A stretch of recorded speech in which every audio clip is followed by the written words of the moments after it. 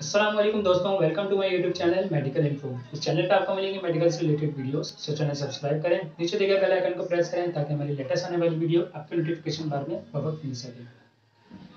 सो दोस्तों, आज का हमारा टॉपिक है Diptera. What is Diptera? It is infectious disease.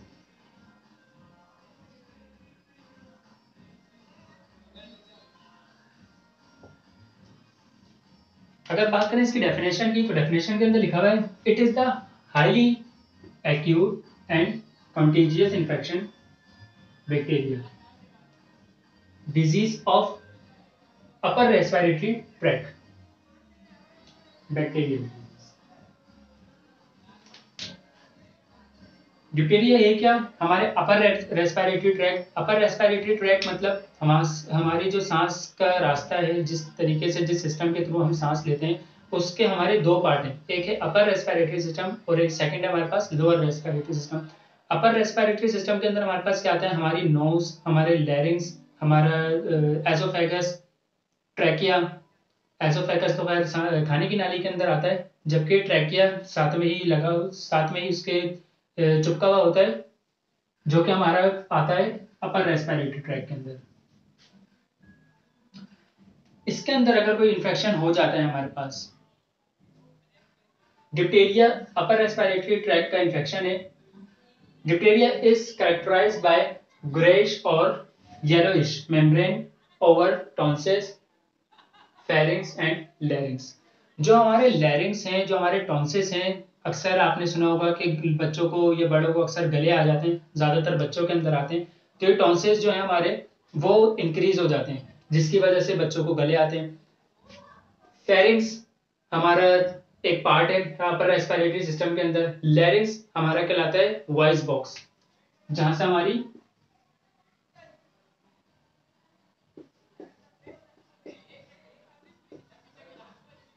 Voice box, जहां से जैसे कि मैं बोल रहा हूं, आप लोग सुन रहे हैं, आप लोग बोलते हैं, जो जहां से हमारी वॉइस प्रोड्यूस होती है, जहां से हमारी आवाज निकलती है, वहां पर जो उस पार्ट को हम लैरिंग्स के नाम से जानते हैं।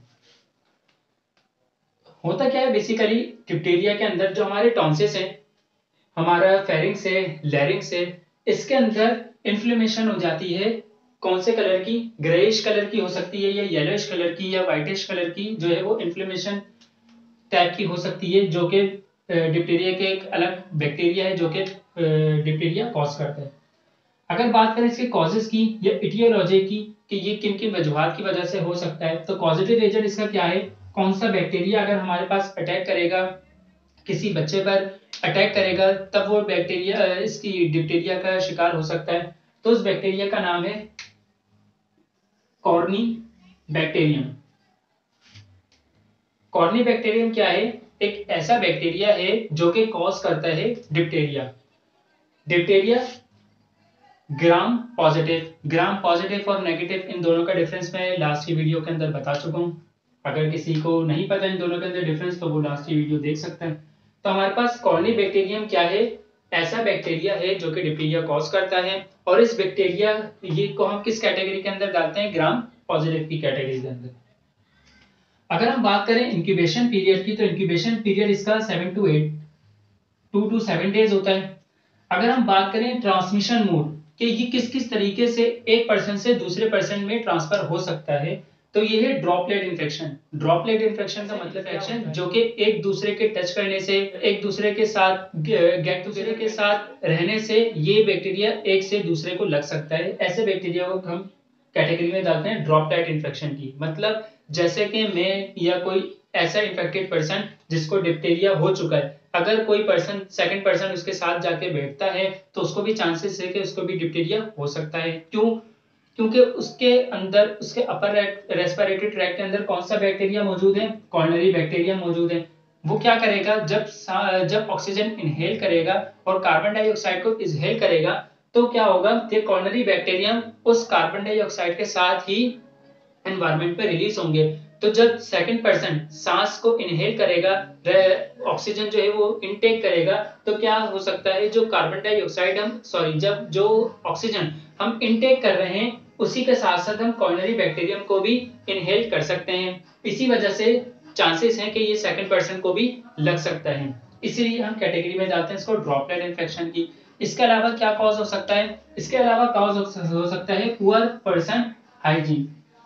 ऐसे लोग ऐसे लोग जो कि अपनी हाइजीन का ख्याल नहीं रखते, प्रॉपर हैंड वॉश नहीं करते, अपनी बॉडी को साफ नहीं रखते, अपने कपड़े क्लॉथ को वो साफ नहीं रखते, ये ऐसे एनवायरनमेंट में है जो कि गंदगी वहां पर ज्यादा है, हमारे एनवायरनमेंट में पोल्यूशन ज्यादा है, वहां उस चीजों से अवॉइड नहीं करते, अपनी हाइजीन का ख्याल नहीं रखते, उन लोगों को भी चांसेस है कि उनको डिप्थीरिया हो सकता है। अगर बात करें इफेक्टिव एज, ये किस किस एज के अंदर ज्यादा जो है वो हम सोच सकते हैं कि इस एज के बच्चों के अंदर या इस एज के एडल्ट के अंदर ये ज्यादातर हो सकता है, तो चिल्ड्रन के अंदर एज होती है अंडर 7 साल से कम उम्र बच्चों को चांसेस होते हैं कि उनको डिप्थीरिया हो सकता है। क्यों? क्योंकि उनका इम्यून सिस्टम इतना स्ट्रांग नहीं होता कि वो कॉर्नरी बैक्टीरियम से लड़ सके। तो कॉर्नरी बैक्टीरियम जब उन बच्चों के अंदर जो है वो इंटर हो जाता है, उनका इम्यून सिस्टम इतना स्ट्रांग नहीं होता, तो इम्यून सिस्टम पर जो है वो हावी हो जाते हैं, जिसकी वजह से डिप्थीरिया कॉज हो जाता है। अगर बात करें एडल्ट की, तो एडल्ट अबव 60 एज के अंदर थोड़ी बहुत ऊपर नीचे वेरिएशन हो सकती है, लेकिन एक लिमिट है। 60 साल से ज्यादा उम्र के लोगों को चांसेस होते हैं डिप्थीरिया होने। आगे बढ़ते हैं साइन एंड सिम्टम्स कि डिप्थीरिया अगर किसी पेशेंट के अंदर हो जाता है तो हम किस तरीके से उसको फाइंड आउट करेंगे, हम किस तरीके से हमको साइन और सिम्टम्स देगा।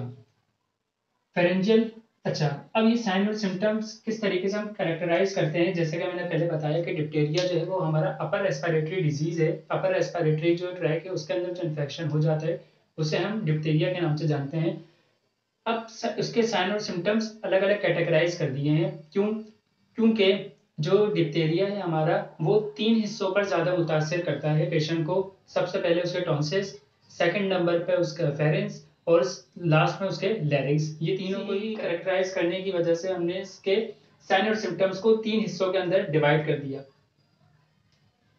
अगर फेरेंजियल डिप्थीरिया होता है, अगर उसके फेरिंग्स के अंदर कोई इन्फेक्शन, कोई से मुराद जो अभी हमने कॉर्नरी बैक्टीरियम का नाम पढ़ा है, पॉजिटिव एजेंट जो है वो डिप्थीरिया का, अगर वो किस पर अटैक करता है, पर्सन के फेरिंग्स पर, तो वो पर्सन से हो जाएगा पेशेंट अगर कोई हमारे पास फेरेंजियल डिप्थीरिया का होगा तो हमने उसको क्या साइन और सिम्टम्स देखने को मिलेंगे। सबसे पहले सोर थ्रोट, उसको सोर थ्रोट हो जाएगा, उसको निगलने में, उसके एक तो मुंह का जायका चेंज हो जाएगा, उसको निगलने में तकलीफ महसूस होगी। इसके अलावा मॉडरेट फीवर होगा। इसके अलावा बुल नेक, जो बैल की तरह उसकी नेक हो जाएगी, किस वजह से? Due to oedema.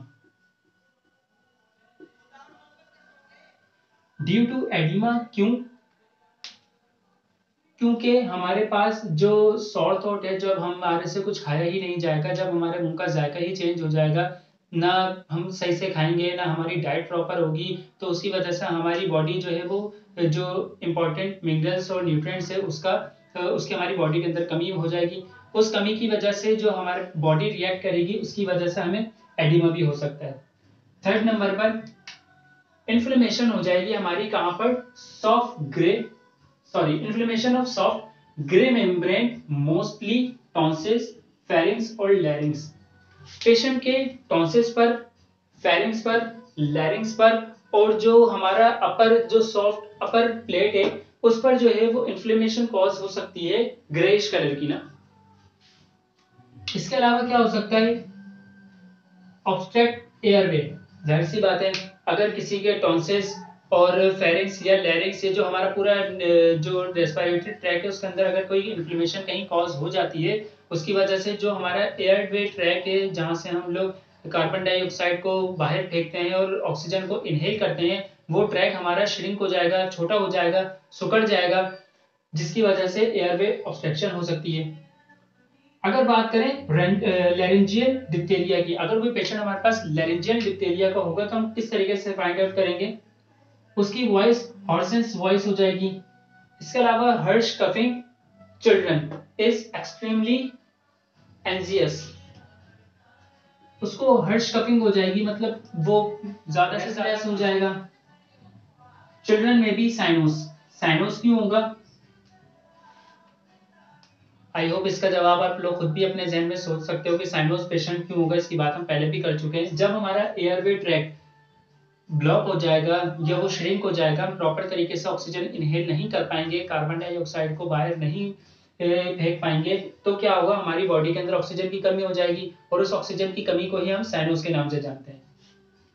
जिसकी वजह से, जिसका हमारे पास किस तरीके से पता चलता है कि पेशेंट के हाथ पैर जो है वो बॉडी जो है, हाथ पैर उसके नाखून और उसकी बॉडी का कलर जो है वो ब्लू कलर का होने लगता है। अच्छा, अगर किसी पेशेंट को नेजल डिप्थेरिया होगा तो हम किस तरीके से फाइंड आउट करेंगे?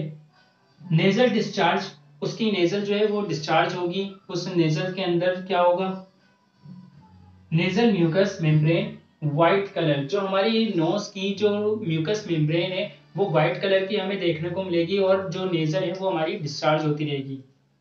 जो बलगम है, हमारी जो पेशेंट है उसकी नाक में से बलगम बहता रहेगा और उसका जो नोज का जो अंदर का पार्ट है जिसको हम म्यूकस मेम्ब्रेन कहते हैं वो व्हाइटिश कलर की। आगे क्या है, अगर हम बात करें occasionally diphtheria effect nasal passage, आमतौर पर ये देखा गया है कि भले से हमारे पास फेरेंजियल डिप्थेरिया का कोई पेशेंट हो या लैरेंजियल डिप्थेरिया का कोई पेशेंट हो, डिप्थेरिया इन दोनों में तो ऑब्वियसली सेम है। अगर इन दोनों में से कोई से भी डिप्थेरिया हो या नेजल डिप्थेरिया ही क्यों ना हो, उसके अंदर हमें देखा गया है कि वो इफेक्ट नेजल जो पैसेज है हमारा उसको लाजमी इफेक्ट करता है। अगर हम बात करें कि हम किस तरीके से इस डिप्थेरिया से बच सकते हैं, प्रिवेंशन की अगर हम बात करें,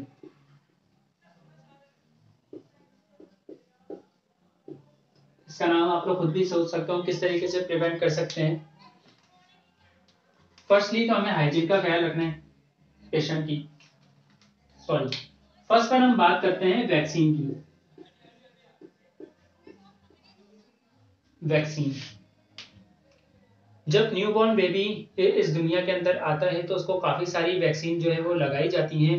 कुछ जो हमारे पास पेरेंट्स होते हैं वो वैक्सीन लगवाने से मना कर रहे होते हैं, जो उनको वैक्सीन का नाम याद होते हैं, जैसे कि पोलियो का वैक्सीन है या ट्यूबरकुलोसिस का वैक्सीन है या हेपेटाइटिस का वैक्सीन है, वो तो लगवा लेते हैं। इसके अलावा कुछ वैक्सीन ऐसे हैं जो कि पेरेंट्स को इस चीज की नॉलेज नहीं होती और अगर कोई उनको समझाता है कि ये वैक्सीन लगवानी चाहिए तो वो उससे अवॉइड कर रहे होते हैं।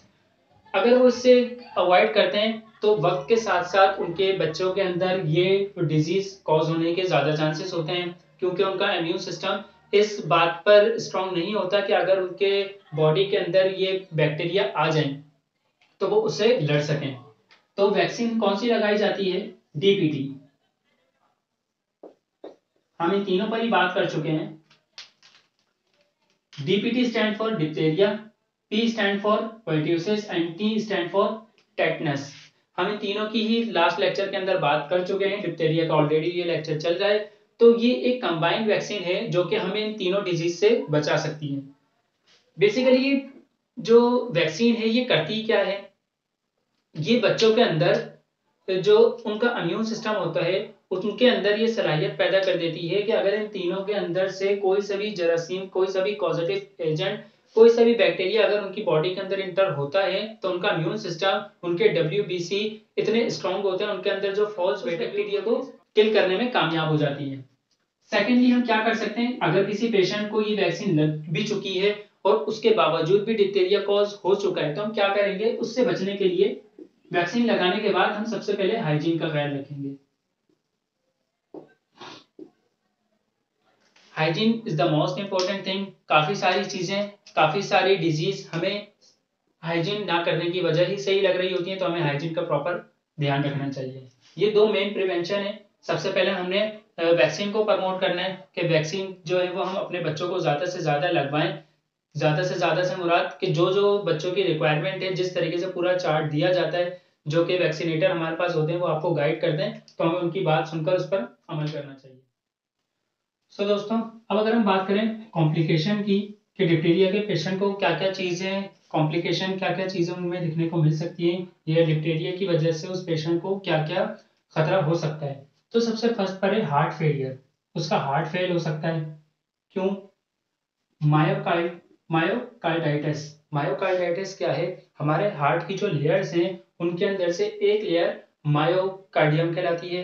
अगर उस लेयर के अंदर इन्फ्लेमेशन हो जाए, वो लेयर सूज जाए किसी भी वजूहात की वजह से। इसके अलावा भी बहुत सारी कॉजेज हो सकती हैं मायोकार्डाइटिस की, लेकिन डिप्थीरिया के अंदर भी मायोकार्डाइटिस हो सकता है। इसके अंदर है क्या, इन्फ्लेमेशन ऑफ मायोकार्डियम। जो हमारी हार्ट की लेयर है मायोकार्डियम, ये मायोकार्डियम कर क्या रही होती है, हमारे हार्ट को इलेक्ट्रिकल सिग्नल्स में हेल्प कर रही होती है। इसके अलावा ब्रोंकियोनमोनिया, ब्रोंकियोनमोनिया उस पेशेंट को हो सकता है। ब्रोंकियोनमोनिया क्या है, अगर लंग्स के एल्वुलाई के अंदर कोई इन्फ्लेमेशन हो जाए तो उसको हम ब्रोंकियोनमोनिया कहते हैं। सेकंड, पैरालाइज हो सकता है। पैरालाइज क्यों हो सकता है, टॉक्सिक पॉलीन्यूराइटिस। पॉलीन्यूराइटिस क्या चीज है, पॉलीन्यूराइटिस हमारे पेरिफेरल नर्वस सिस्टम के अंदर कोई डिसफंक्शनिंग हो जाए या वो प्रॉपर तरीके से काम ना कर रहा हो किसी भी वजूहात की वजह से, वो डायबिटिक की वजह से भी हो सकता है, शुगर लेवल हमारा मेंटेन ना हो, डायबिटिक पेशेंट की वजह से भी वो हो सकता है। इसके अलावा हमें हार्ट की कोई डिजीज हो इसकी वजह से भी हो सकता है। अगर हम कोई ऐसी मेडिसिन का ज्यादा इस्तेमाल कर रहे हैं जिसके अंदर टॉक्सिक मटेरियल ज्यादा हो, इसकी वजह से भी हमारा पेरिफेरल नर्वस सिस्टम जो है वो डिस्टर्ब हो सकता है। लास्ट है हमारे पास नेफ्राइटिस। नेफ्राइटिस क्या चीज है, जो हमारे न्यूरॉन्स के अंदर जो नेफ्रॉन्स मौजूद होते हैं उनके अंदर इन्फ्लेमेशन हो जाना। उनके अंदर इन्फ्लेमेशन अगर हो जाती है तो हमें क्या होगा, रीनल फेलियर।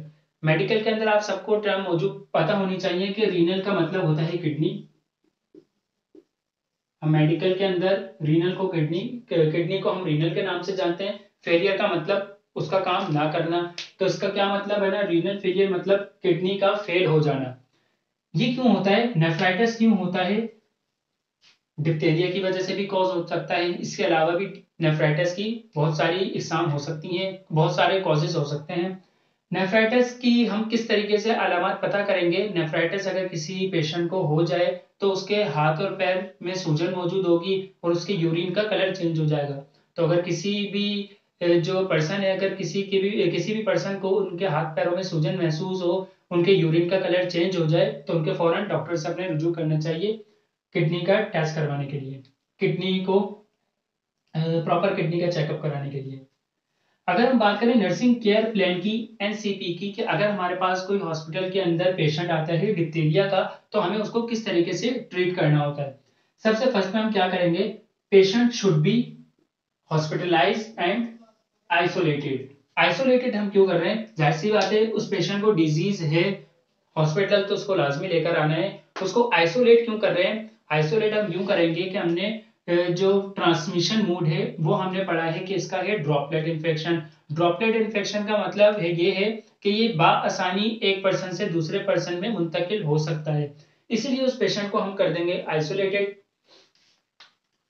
इसके बाद हम प्रोवाइड करेंगे प्रॉपर बेड रेस्ट। उस पेशेंट को हमने प्रॉपर बेड रेस्ट प्रोवाइड करना है ताकि वो कंफर्ट फील करे, उसको कफिंग वगैरह कम हो, उसका जो ट्रैकिया वगैरह है, जो लैरिंग्स फेरिंग्स, ये तमाम की तमाम चीजें जो उसका अपर रेस्पिरेटरी सिस्टम है वो तमाम प्रॉपर तरीके से काम करे। उसके बाद अगर हम बात करें आगे की, तो लिखा हुआ है ECG should be taken observe myocarditis. ECG इसके अंदर मेन रोल अदा कर रही होती है कि हमने उस पेशेंट का लाजमी ईसीजी करवाना है ताकि हमें पता चल सके कि उसके मायोकार्डियम जो लेयर है, मायोकार्डियम जो हार्ट की लेयर है उसके अंदर कोई इंफ्लेमेशन तो नहीं हो रही, ये हमने ईसीजी के थ्रू पता करना है। आगे क्या है हमारे पास, उस पेशेंट की हमने सक्शनिंग करनी है कि उसकी नोज जो है वो बहती हुई नाक होगी, बलगम जो है वो उसकी नाक में से गिर रहा होगा। इसके अलावा उसकी जो म्यूकस मेम्ब्रेन है नोज की वो वाइटिश कलर की होगी। इसी वजह से हम सक्शन की वजह से उसका जो एयरवे पाथ है, जो एयरवे ट्रैक है, उसको हम क्लियर रखने की कोशिश करेंगे सक्शन के थ्रू, ताकि जितने भी म्यूकस वगैरह है वो तमाम की तमाम हम आर्टिफिशियली जो है वो सक्शन की मदद से निकाल सकें और उसका एयरवे ट्रैक जो है वो क्लियर करके उसको प्रॉपर ऑक्सीजन प्रोवाइड कर सकें। इसके अलावा maintaining fluid and electrolyte balance, हमने इन पेशेंट को फ्लूइड भी मेंटेन इनका रखना होता है और इनके इलेक्ट्रोलाइट को बैलेंस भी करना होता है। हमने इसके साइन और सिम्टम्स के अंदर पढ़ा था कि इनको सॉर थ्रोट होगा, इनको निगलने में कोई भी चीज तकलीफ होगी, तो जाहिर सी बात है अगर कोई बच्चा है वो प्रॉपर तरीके से फीड नहीं कर रहा, तो हम किस तरीके से उसके जो मेंटेनिंग फ्लूइड है और इलेक्ट्रोलाइट बैलेंस जो है, इलेक्ट्रोलाइट जो उसको बैलेंस कर पाएंगे। तो हमने अगर वो ओरली नहीं ले रहा तो हमने उसको एनजी फीड के थ्रू करवाना है। एनजी फीड क्या होती है? एनजी फीड नाक के जरिए एक ट्यूब पास की जाती है जो डायरेक्ट हमारे स्टमक में जाती है, और उसके थ्रू जो है वो न्यूट्रिशनल डाइट में भी प्रोवाइड, जो भी पेशेंट हमारे पास होगा, अगर बच्चे आएंगे तो हमने उनकी फीडिंग का, उनके फ्लूइड का ख्याल रखना है। अगर हमारे पास कोई बड़ा पेशेंट आता है, जैसे कि मैंने बताया कि 60 से अबव जो एज वाले पर्सन है उनको भी ये डिप्थीरिया कॉज हो सकता है, तो हमने उनकी न्यूट्रिशनल डाइट को प्रॉपर मेंटेन रखना है, उनके फ्लूइड को, उनके इलेक्ट्रोलाइट बैलेंस को प्रॉपर मेंटेन रखना है, और सबसे मेन उनकी हाइजीन का ख्याल रखना है। तो दोस्तों, आई होप आपको आज डिप्थीरिया का जो लेक्चर है हमारा वो समझ में आया होगा। इससे रिलेटेड अगर कोई भी आपका क्वेश्चन हो तो आप मुझे कमेंट बॉक्स में कर सकते हो। इसके अलावा अगर आप मेरे चैनल पे नए हो तो चैनल सब्सक्राइब करो, लाइक करो, आगे अपने दोस्तों को ज़्यादा से ज़्यादा शेयर करो। मिलते हैं नेक्स्ट वीडियो में, जब तक के लिए अल्लाह हाफिज़।